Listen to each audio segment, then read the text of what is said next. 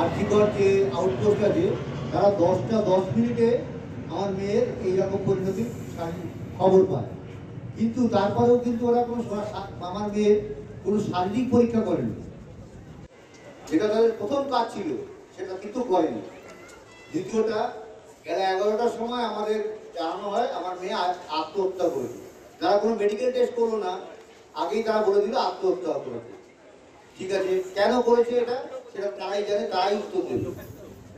আমাদের মেয়েকে দেখতে আমরা যখন হসপিটালে আসি 12টা 10 মিনিটে, আমার সেই মেয়ের মুখ দেখতে 3 ঘন্টা 3.5 ঘন্টা ওই সেমিনার হলের বাইরে আমাদের বসিয়ে রাখা হয়। এবং মেয়ের মা, মানে অভয়ের মা, পুলিশের হাতে পায়ে ধরতে শুরু করে। ভেতরে তখন লোকজন ঘোরাঘুরি করছে, আমাদের কিন্তু ভেতরে ঢুকতে হবে। এটা কি কারণে? এই প্রশ্নটা আমার উত্তর চাই।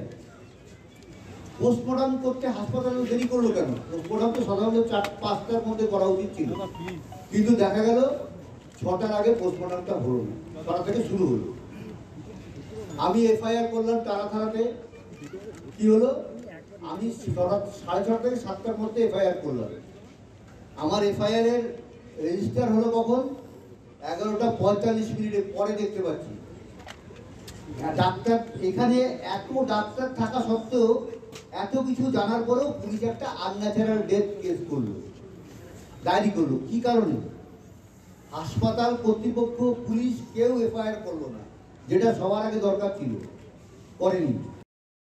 দেহ রেখে দিতে চেয়েছিলাম, আমরা দেহটা রেখে দিতে চেয়েছিলাম, কিন্তু যে কোনো মানে এত প্রেশার আমাদের তৈরি করা হয়েছিল সেই সময়। আমরা টালা থানায় গেছিলাম, টালা থানার সামনে আমরা 1 ঘন্টার উপরে বসেছিলাম। 3 থেকে 400 পুলিশ আমাদের ঘিরে, সেখানে একটা এমন পরিস্থিতি তৈরি করে আমরা বাধ্য হয়ে বাড়ি ফিরে যাই। বাড়িতে গিয়ে দেখি 3 থেকে 400 পুলিশ আমার বাড়ির সামনে ব্যারিকেড করে দাঁড়িয়ে আছে। কিন্তু এর মতো অবস্থায় আমাদের আর কোনো কিছু করার ছিল না, বাধ্য হয়ে আমরা মেয়ের দেহ দাহ করতে বাধ্য হই। যখন আমার মেয়ের দেহ আমার ঘরে সাহিত্য ছিল, তখন ডিসি নর্থ আমাদের ঘরের একটা গলিতে ঢুকে ঘরের ভেতরে তিনি আমাকে টাকা দেওয়ার চেষ্টা করেন, এবং তার যা জবাব দেওয়ার আমরা সঙ্গে সঙ্গে সেই জবাবটা দিয়ে দিই।